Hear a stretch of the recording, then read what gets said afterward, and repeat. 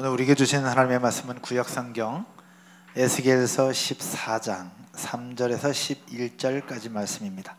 에스겔서 14장 3절에서 11절, 제가 3절, 여러분들이 4절 함께 교독하겠습니다.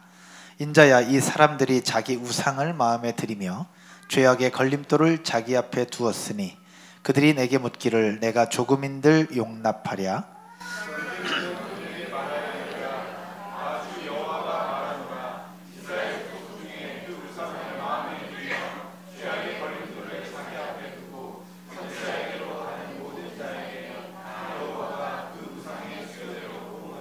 이는 이스라엘 족속이 다 그 우상으로 말미암아 나를 배반하였으므로 내가 그들이 마음 먹은 대로 그들을 잡으려 함이라.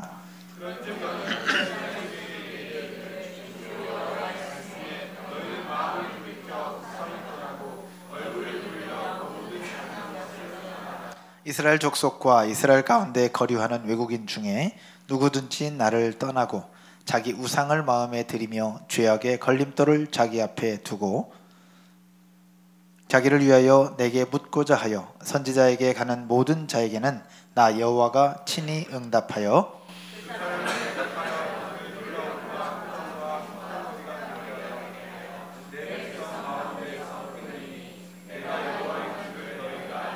만일 선지자가 유혹을 받고 말을 하면 나 여호와가 그 선지자를 유혹을 받게 하였음이거니와 내가 손을 펴서 내 백성 이스라엘 가운데서 그를 멸할 것이라.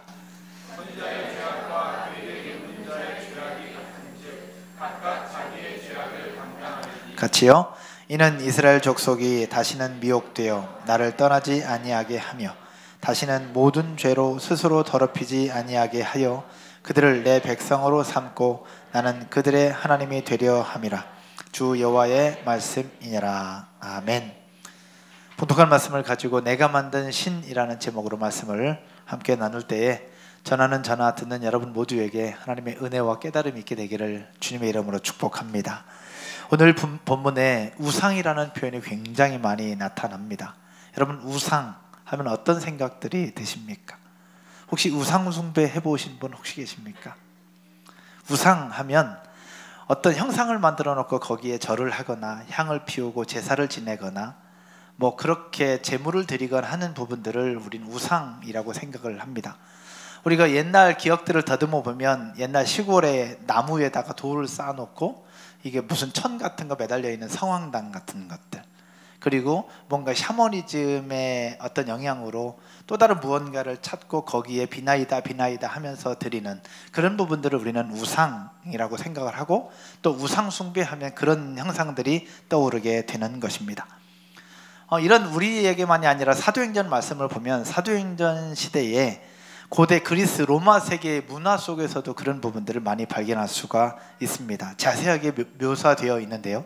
여러분, 이번 주에도 큐티 하셨을 것인데 이번 주 큐티 본문 중에도 바나바와 바울이 복음을 전할 때에 기적이 나타나고 이사와 표적들이 나타났습니다. 그러다 보니까 사람들이 뭐라고 얘기하느냐, 바나바더러는 제우스라고 표현을 하고 바울더러는 말을 하는 자라는 뜻으로 헤르메스라고 표현하면서 그들이 섬기는 제우스 신당으로 그 두 사람을 데리고 가는 부분들이 있었습니다. 물론 거기에 가지는 않았죠. 그런 부분들을 보는 것처럼 그때 당시에 도시마다 자기들이 좋아하는 신이 있었는데 좋아하는 신을 만들어 놓고 신당을 만들어 놓고 거기서 문화를 즐기면서 그렇게 제사하고 제물을 드렸던 부분들이 있었던 부분들을 우리는 이미 알 것입니다. 사도 바울이 복음을 전했던 아테네가 있습니다. 성경에는 아덴이라고 기록되어 있는데 그 아덴은 말 그대로 신상천지였습니다. 우상천지였죠. 몇 가지를 쭉 조사해 보면 그 아테네의 전체를 관장한다고 하는 여신이 있었는데 이 여신의 이름이 파르테논이라고 합니다. 그래서 파르테논을 섬기는 파르테논 신전이 그곳에 있었고요. 또 아름다움을 이야기하는 미의 여신, 여러분 아시죠? 들어보셨을 거예요. 아프로디테라고 하는 미의 여신이 있었고 전쟁을 주관한다고 하는 전쟁의 신 아레스라고 하는 신이 또 있었고요. 또 다산을 우리에게 허락하고 또 부를 갖게 한다고 하는 아르테미스라고 하는 다산과 부를 상징하는 신이 또 그곳에 있었습니다. 또 대장장의 신이라고 하는 헤파이스토스라고 하는 신이 그곳에 있었습니다. 그러니까 알려져 있는 유명한 신, 알려져 있는 유명한 신이 이렇게 있었다고 한다면 알려지지 않은 신들까지 합치면 얼마나 많은 신이 그 아테네라는 도시 안에 있었을까라고 우리는 생각해 볼 수가 있습니다. 근데 고대의 아테네에만 이런 신들이 있었느냐? 우리가 살고 있는 이 현대 사회에는 과연 어떨까라는 것입니다. 여러분, 우리가 살고 있는 현대 사회는 어떨까요? 현대 사회도 이런 신들이 있을까요? 없을까요? 우리는 여기 얘기하고 있는 것처럼 미의 여신인 아프로디테의 신전을 만들거나 동상을 만들어서 우리가 섬기거나 향을 피우거나 그러지는 않습니다. 그렇죠? 요즘 그렇게 하는 사람이 누가 있겠어요? 근데 그렇게 하지는 않지만 오늘날 많은 여성들이 외모 또 몸매 그런 부분들을 추구하고 이야기하면서 결국 성형 중독에 빠지게 되기도 하고 또는 다이어트 약에 빠지기도 하고 그러다 보니까 결국 내 생각대로 되지 않는 부분 때문에 그 속에 우울감이 생기기도 하고 먹는 것을 조절한다는 이런 말에 건강까지 해치게 되는 각종 섭식 장애에 빠지게 되는 경우도 종종 보게 된다는 것입니다. 그렇게 볼 때에 아프로디테라고 하는 동상 앞에 우리가 절을 하는 것은 아니지만 우리의 생각들 속에 미를 추구한다는 이름 아래 거기에 굉장히 많은 부분 집중하고 있는 부분들을 우리가 볼 수 있다는 것이죠. 또 여러분, 아르테미스라는 신이 있습니다. 다산과 부를 상징하는 신이죠. 아르테미스. 이 아르테미스도 마찬가지입니다. 우리가 이런 신을 만들어 놓고 신전을 만들어 놓고 거기서 제사를 드리는 사람은 거의 없을 거예요. 근데 우리가 이 아르테미스를 섬기는 것은 아닌데 우리의 삶을 돌아보면 나도 모르는 사이에 돈과 재물 앞에 결국 아르테미스를 섬기는 것처럼 여기에 집중하게 되고 결국 돈과 재물을 쫓아서 그렇게 온 생각들을 가지고 있는 부분들이 우리 가운데 없지 않아 있다라는 것이죠. 그렇게 볼 때 우리가 대놓고 우상을 섬기는 것은 아니지만 나도 모르는 사이에 우리가 그 속에 빠져들고 있는 부분들이 우리 가운데 있다라는 것입니다. 그렇게 우리도 모르는 사이에 만몬신을 숭배하고 있는지도 모르고요. 사도 바울은 이런 것들을 이렇게 얘기합니다. 왜 이렇게 자꾸 거기에 빠져드느냐? 이건 탐심 때문에 그렇다. 우리 욕심 때문에 그렇다라고 얘기를 하는 거예요. 그래서 사도 바울은 이런 탐심을 나쁘다고 얘기하는 것을 넘어서 뭐라고 표현하느냐? 우상숭배라고 표현을 하고 있습니다. 성경을 한번 볼까요? 골로새서 3장 5절입니다. 골로새서 3장 5절에 사도 바울의 고백입니다. 같이 읽겠습니다.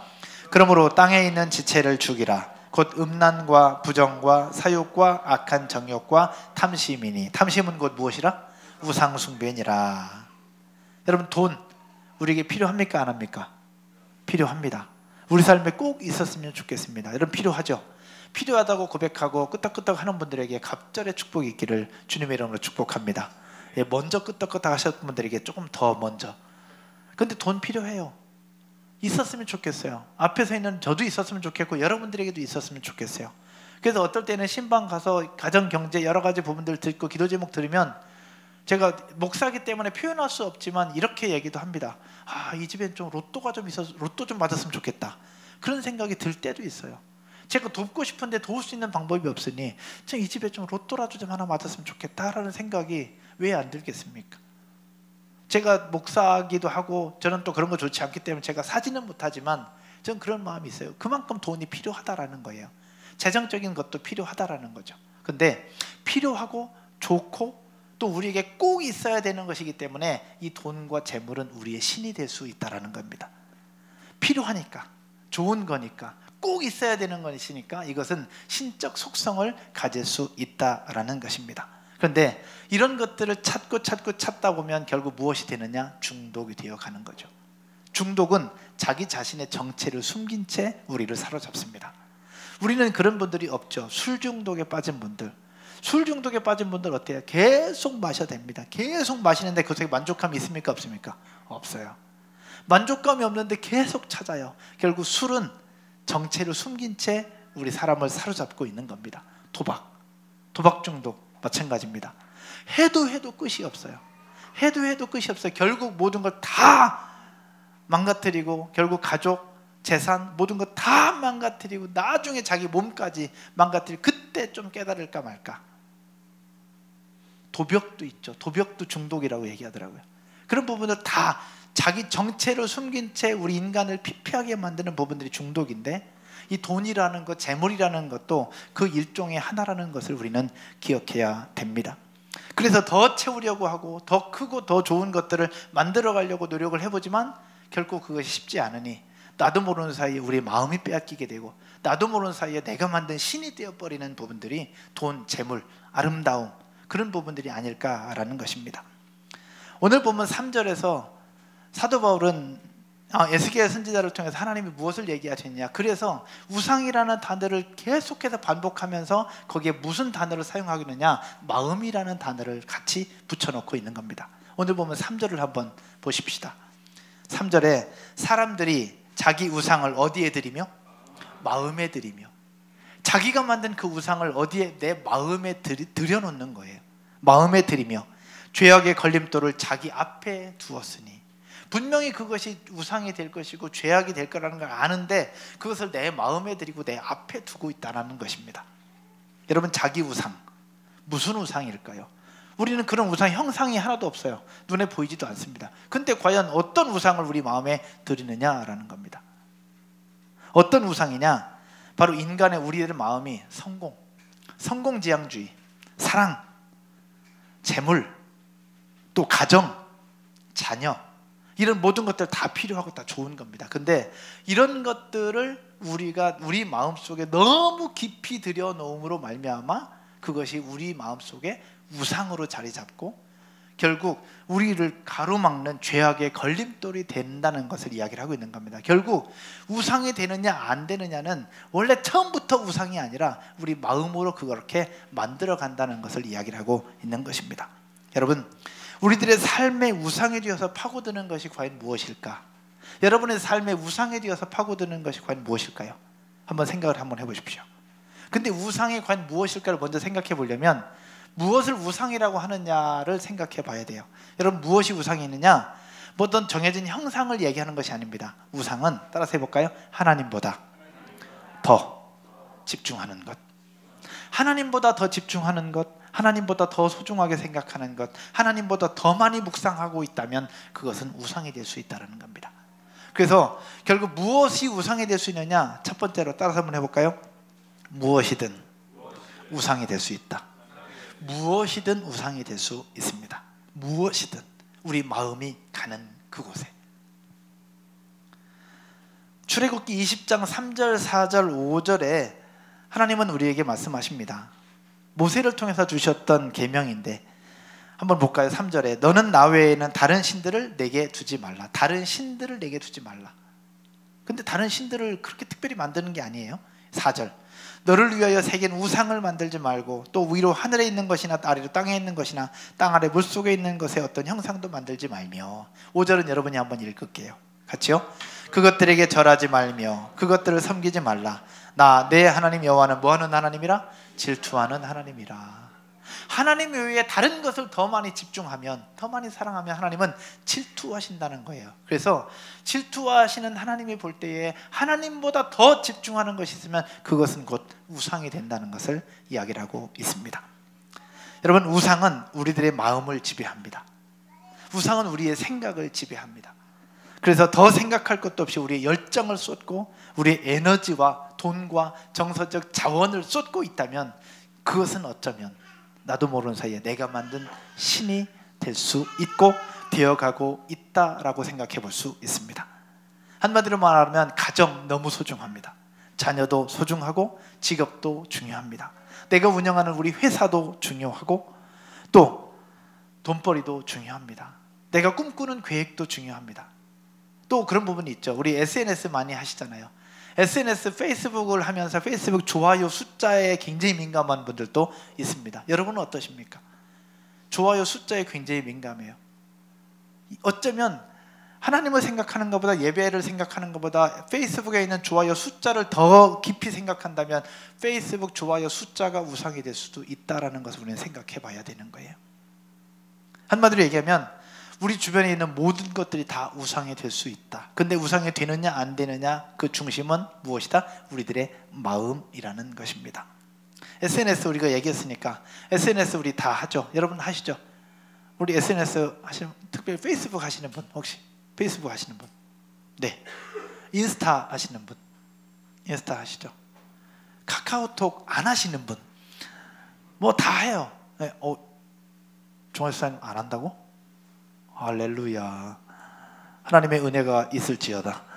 네, 요즘에 안 하시는 분도 계시네요. 안 할 수 있어요. 할 수도 있고 안 할 수도 있어요. 한다고 죄가 되는 게 아니고 안 한다고 죄가 되는 게 아니에요. 해도 되고 안 해도 돼요. 문제는 SNS를 하는 그것으로 하여금 하나님보다 SNS를 더 묵상한다면 그건 한번 고민해 봐야 된다라는 것입니다. 요즘 제 스스로 느끼고 또 결단하고 있는 부분들이 있습니다. 아침에 일어나면 요즘에는 알람 시계가 없고 핸드폰으로 다 알람을 맞추잖아요. 오케이 구글 몇 시에 알람 맞춰줘? 그럼 다 맞춰줍니다. 요즘에는. 오케이 구글 뭐 해줘? 그럼 다 해줘요. 근데 그러다 보니까 아침에 일어나서 스마트폰을 먼저 보는 것이 일상이 되어버렸어요. 저 또한 그렇습니다. 그러다 보니까 아침에 일어나서 스마트폰 보고 시계 보고 챙겨서 나오면서 하는 것이 무엇이냐면 일어나서 먼저 페이스북을 먼저 누르는 것이 일상이 되어버렸습니다. 그래서 요즘에 제가 스스로 약속하고 스스로 하나님 앞에 지키는 것이 무엇이냐, 아침에 하나님 앞에 엎드려 기도하기 전에 페이스북 버튼을 먼저 누르지 않는 것. 그게 제 스스로 지켜가려고 하는 노력입니다. 여러분들이 이렇게 얘기할 수 있는 이유는 저도 똑같이 기도하는 것보다 SNS, 페이스북 버튼을 먼저 누르기 때문에 제가 이렇게 얘기할 수 있는 거예요. 그런데 제가 보았습니다. 하나님보다 SNS를 먼저 누르고 있다면 어쩌면 SNS는 내가 만든 신일 수 있다. 하지 말라는 것이 아닙니다. 하셔야 됩니다. 소통이라는 이름으로 하셔도 되고 하면 훨씬 더 좋은 이점도 많습니다. 그런데 문제는 따라서 해볼까요? 하나님보다 SNS를 더 사랑하는 것, 이게 문제예요. 하나님보다 SNS를 더 많이 하는 것이 문제지 하는 것은 문제가 되지 않습니다. 돈, 재물 필요하죠. 있어야 됩니다. 근데 하나님보다 이것에 온통 모든 신경을 쓰고 있다면 이것 또한 내가 만든 신이 될 수 있다라는 것이죠. 하나님의 것을 하나님의 것으로 드리지 않은 채 내가 챙겨야 되는 부분들을 더 많이 집중하고 있다면 이것 또한 내가 만든 신이 될 수 있다. 돈을 벌지 말라는 얘기 아닙니다. 벌어야 됩니다. 전 기도합니다. 우리 교회 직장인들 더 직장 승진도 하고 더 좋은 일에 취직도 하고 더 좋은 기업으로 가서 그렇게 멋진 삶을 살게 되는 것, 전 그런 은혜가 있었으면 좋겠어요. 할렐루야. 사업하시는 분들 더 사업도 더 잘 되고 더 번창해서 좋은 차도 타고 외제차도 타고, 그래서 근데 중요한 것은 벌어서 내가 쓰려고 하는 것이 아니라 나도 쓰지만 사람들에게 나누고 베풀고 기부하면서 많은 사람들 정말로 좋은 일에 돈을 쓸 수 있는 그런 기업들이 우리 교회에서 많이 나타나게 되기를 저는 늘 기도하고 있습니다. 그런 기업들이 우리 교회에서 나타나게 될 줄로 믿습니다. 돈 벌어야 돼요. 그러나 중요한 건 이것도 똑같아요. 돈 벌어야 되는데 돈 버는 것이 하나님보다 더 집중되고 있다면 이건 고민해봐야 된다라는 것입니다. 자녀, 우리 자녀는 할 얘기들이 굉장히 많습니다. 우리 자녀 너무나도 소중해요. 그리고 잘 길렀으면 좋겠어요. 그리고 늘 기도합니다. 근데 여러분, 우리 자녀를 이제 1살, 2살, 3살, 4살 키워가면서 문화센터를 갑니다. 근데 여러분, 문화센터 갈 때 시간 지킵니까? 안 지킵니까? 여러분, 문화센터 갈 때 시간 지켜서 가요? 안 지켜서 가요?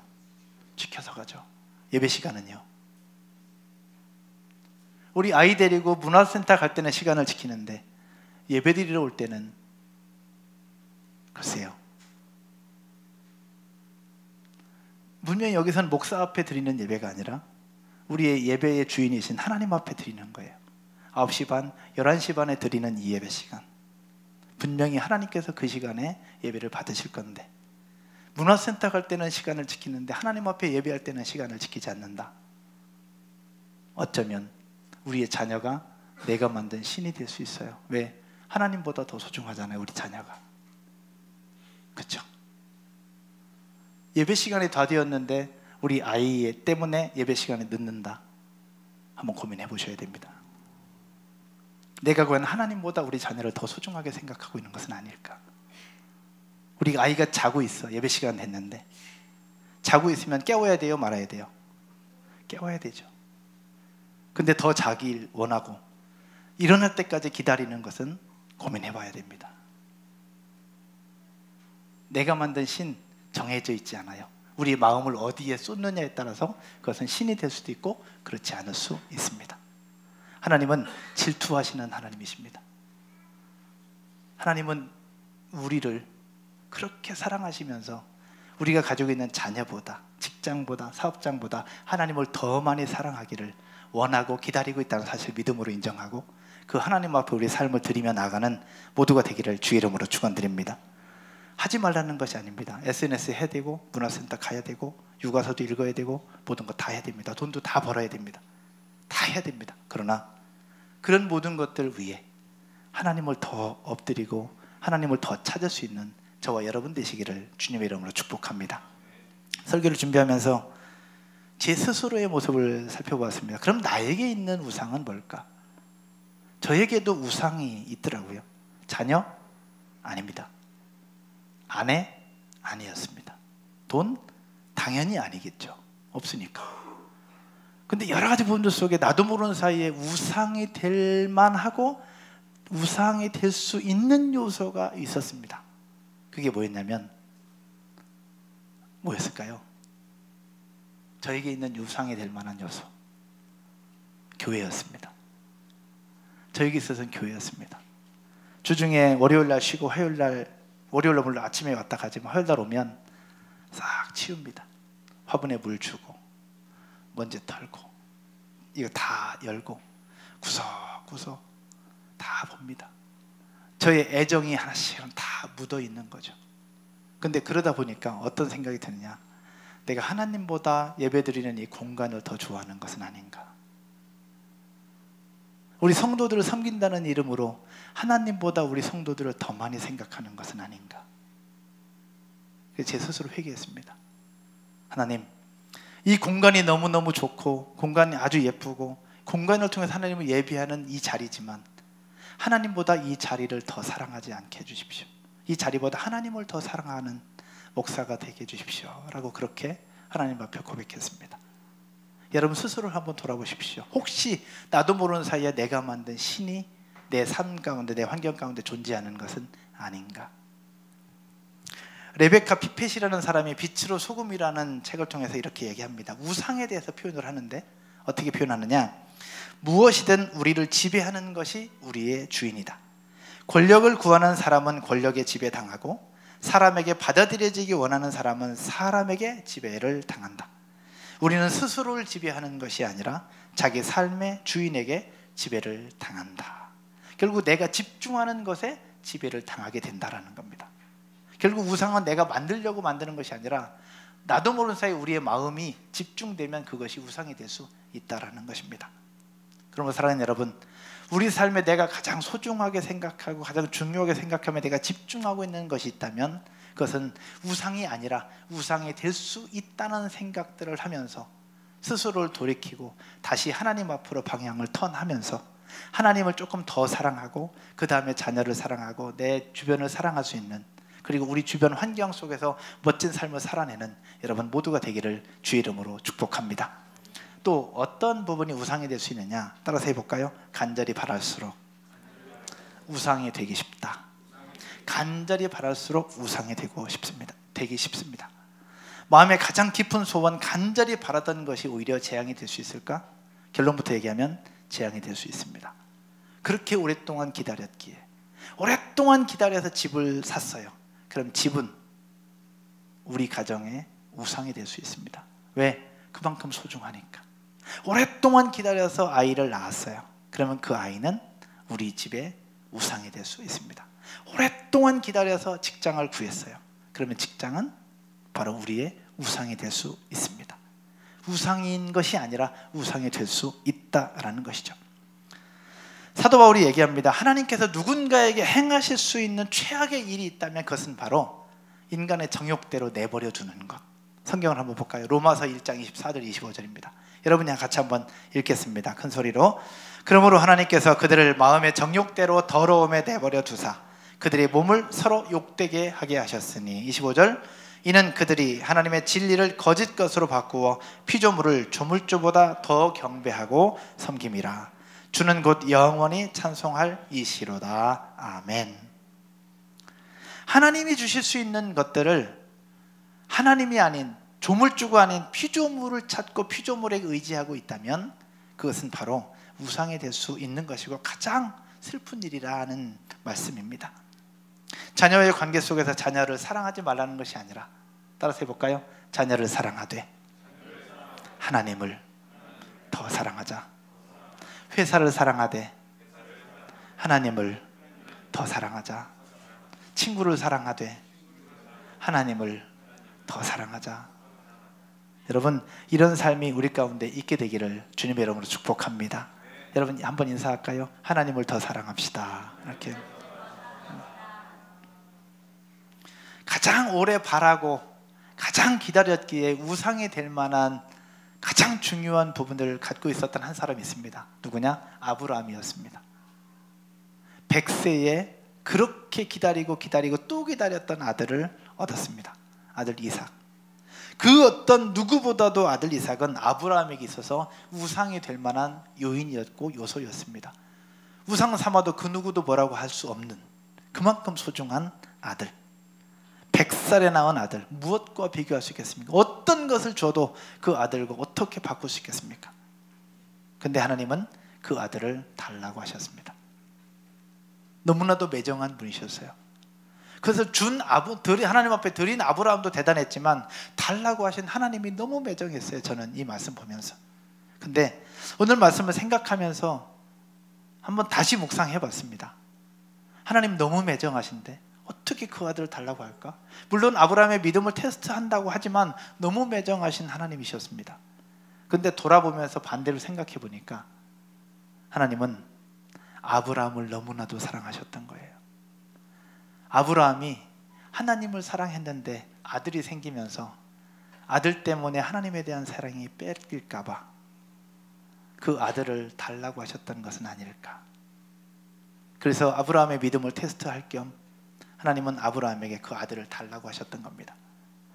다행히 아브라함은 그 아들을 하나님 앞에 드리면서 하나님으로부터 의롭다 칭찬을 받았죠.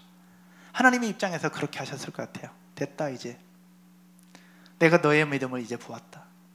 너는 100살에 낳은 네 아들보다 나를 더 사랑하는 거 내가 이제 확인했으니 이제는 너 아들도 갖고 아들로 하여금 천하만민의 복을 받는 그 일도 네가 했으면 좋겠다. 그렇게 모든 거 다 채워주셨잖아요. 사랑하는 여러분, 우리가 믿는 하나님은 질투하는 하나님이세요. 가장 소중한 것, 가장 귀한 것이라 할지라도 그것보다 하나님을 더 사랑할 수 있는 저와 여러분들 되시기를 주님의 이름으로 축복합니다. 축복합니다. 여러분 스스로 한번 돌아볼 때에 우리에게 얼마나 많이 있겠어요? 내 직장이 있습니다. 가정이 있습니다. 회사가 있습니다. 우리 친구들이 있습니다. 우리 셀 공동체가 있습니다. 우리 셀 식구들의 모습을 보면서 얼마나 기쁘고 감사한지 몰라요. 셀 다 있어요. 근데 모두가 다 소중하지만 따라서 해볼까요? 하나님보다 소중하지는 않다. 그렇다고 그걸 버리라는 게 아닙니다. 하나님을 더 소중하게 생각하면 우리 주변에 있는 것들 지금보다 더 많이 채워주시는 하나님의 역사들이 있을 줄로 믿습니다. 믿으십니까? 말씀의 결론을 맺으면서요, 구약시대 유다의 왕 중에 하나였습니다. 유다의 왕 중에 하나였는데 그 왕이 누구였느냐? 여호사밧 왕이었습니다. 유다의 여호사밧이 왕이 되었을 때에 모압 자손과 암몬 자손과 여기는 마온 사람, 즉 세일산 주민들이 연합작전을 피면서 결국 여호사밧과 유다 나라를 쳐들어옵니다. 이스라엘 땅을 빼앗기 위해서, 그리고 여호사밧을 치기 위해서 오죠. 그때 여호사밧은 너무나도 두려웠습니다. 어떻게 할 수 있는 방법도, 그리고 어떻게 할 수 있는 능력도 없었습니다. 그래서 여호사밧과 유다 사람들은 이렇게 고백을 합니다. 한번 성경 한번 보죠. 역대하 20장 11절과 12절입니다. 제가 11절, 여러분들이 12절. 이제 그들이 우리에게 갚는 것을 보옵소서. 그들이 와서 주께서 우리에게 주신 주의 기업에서 우리를 쫓아내고자 하나이다. 12절. 우리 하나님이여, 그들을 징벌하지 아니하시나이까. 우리를 치러오는 이 큰 무리를 우리가 대적할 능력이 없고 어떻게 할 줄도 알지 못하옵고 오직 주만 바라보나이다 하고. 여호사밧이 고백해요. 대적할 능력도 없고 어떻게 할 줄도 알지 못하여 그냥 뭐한다? 주님만 바라봅니다 라고 고백을 합니다. 유다왕 여호사밧, 그에게 있어서 가장 소중한 것은 자기의 목숨이었고 가족이었고 왕으로 통치하는 하나님께서 주신 기업이었습니다. 근데 지금 그것을 빼앗기게 된 거예요. 지키고 싶은데 지킬 수가 없어요. 잡고 싶은데 잡을 수가 없어. 모압 자손과 암몬 자손과 세일산 주민들이 연합작전으로 피고 오는데 할 수 있는 방법이 하나도 없는 거예요. 너무나도 소중한 것, 너무나도 중요한 것을 지키고 싶은데 그걸 지킬 방법이 없는 거예요. 그래서 결국 여호사밧과 유다 백성들은 어떻게 하느냐, 백성들을 모읍니다. 모아서 여호와 하나님을 변함없이 신뢰하라, 그렇게 선포하고, 군대를 조직한 것이 아니라 사람들을 모아서 그 중에서 찬양대를 조직합니다. 찬양대를 조직해서 그 찬양대와 함께 여호와 하나님을 찬송하기 시작해요. 근데 찬송하기 시작할 때 하나님이 어떤 역사를 이루어 주셨느냐, 성경 한번 봅시다. 역대하 20장 22절과 23절입니다. 믿음의 고백을 가지고 같이 읽겠습니다. 그 노래와 찬송이 시작될 때에 여호와께서 복병을 두어 유다를 치러온 암몬 자손과 모압과 세일산 주민들을 치게 하심으로 그들이 뭐 하였으니? 패하였으니. 연합군이 패한 거예요. 그래서 23절 시작. 또 암몬과 모압 자손이 일어나 세일산 주민들을 쳐서 진멸하고 세일 주민들을 멸한 후에는 그들이 서로 쳐 죽였더라. 그들이 서로 쳐 죽였더라.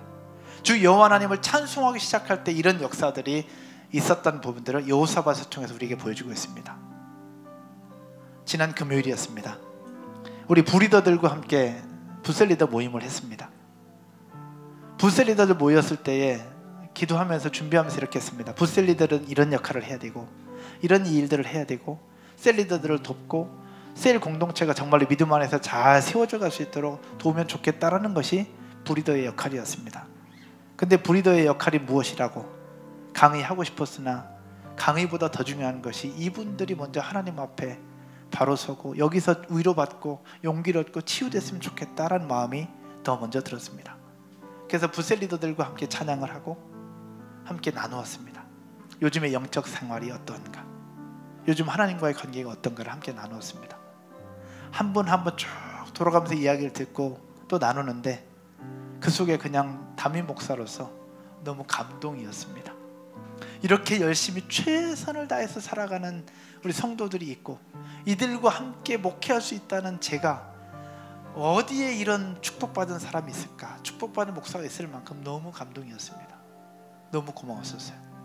그래서 함께 또 기도했습니다. 근데 그런 이야기를 들으면서 치열하게 살아가는데 제가 도울 수 있는 게 아무것도 없는 거예요. 뭔가 도와주고 싶은데 정말로 발버둥 치면서 있는데 제가 도울 수 있는 게 아무것도 없는 거예요. 그냥 엎드려 기도는 하지만 이분들에게 있어서 실제적인 도움이 좀 필요한데 실제적으로 도울 수 있는 게 제가 아무것도 없는 거예요. 생각했습니다. 옛날 구약시대 때는 하나님이 나타나셔서 이거 해라 아래라 이렇게 말씀하셨잖아요. 그러면 하나님의 뜻이면 순종하고 아니면 포기라도 할 텐데 지금 하나님은 말씀도 없고 보이지도 않고 나타나지도 않아요. 그냥 기도하라고 믿음으로 버티라고만 하시지 아무것도 나타나는 게 없어요. 부리더들의 이야기와 그들의 고통과 고민을 들으면서 하나님, 제가 할 수 있는 게 과연 뭡니까? 제가 할 수 있는 게 과연 뭡니까? 라고 생각을 하면서 차를 타고 집에 가던 중에 여호사밧 왕이 생각이 났어요. 어쩌면 함께 나눴지만 우리 부리더들뿐만 아니라 우리 공동체 지체들 가운데 요즘의 삶 가운데 부딪히고 있는 부분들이 여호사밧과 비슷하지 않겠나라는 생각이 들었습니다. 정말로 소중하기 때문에 지키고 싶은데 내 회사 지키고 싶고 가정 지키고 싶고 자녀들 지키고 싶고 내 직장 지키고 싶고 우리 가정 지키고 싶고 다 하고 싶은데 그게 잘 안 되는 거예요. 어떻게 해야 될지도 모르겠고 할 능력도 없고 그래서 발버둥 쳐보는데 이게 잘 안 되는 부분들. 그러면서 여호사밧이 그러했다라는 거죠. 근데 그때 여호사밧이 그 발버둥 치는 그 속에서 전쟁이 발발하니까 그 속에서 군대를 조직하고 전쟁을 준비하고 뭔가를 준비하는 것이 아니라 그 속에서 사람들을 조직해서 여호와 하나님을 찬송하기 시작할 때에 전쟁에서 승리할 뿐만 아니라 그 속에서 하나님의 은혜를 누리게 되었던 이 말씀. 사랑하는 여러분, 부리더들만이 아니라 이곳에 있는 우리 모두가 요즘의 삶이 그렇지 않습니까? 여호사밧과 같은 그런 삶. 그러다 보니까 답 앞이 보이지 않으니까 내 문제 가지고 계속해서 집중하고 있는 거죠. 결국 집중하면 결국 그게 뭐가 된다 그랬어요? 내가 만든 신이 되고 내가 만든 우상이 되는 거예요. 그러나 지키고 싶은 그것을 붙잡고 포기할 것이 아니라 붙잡고 있대. 그것보다 하나님을 더 먼저 찾고 하나님 앞에 조금 더 집중한다면 그 모든 문제들이 여호사밧에게 풀어주셨던 것처럼 그런 은혜를 우리에게 주시지 않을까요? 힘들고 지쳐 있을 수 있습니다. 그러나 하나님, 우리의 모습 속에 하나님은 지금도 살아계시니 살아계신 하나님으로 우리를 다시 한 번 더 일으켜 주시고 용기를 주시고 소망을 주셔서 회복시켜 주셔서 그 문제 때문에 집중하여 내가 만든 신이 되는 것이 아니라 그 속에서 하나님의 일하심을 보면서 하나님의 역사와 능력들을 경험하고 증거되는 여러분 모두가 되고 우리 공동체가 되기를 주님의 이름으로 축복합니다. 축복합니다. 자리에서 한번 일어나셔서 같이 한번 찬양 드리고 기도하십시다.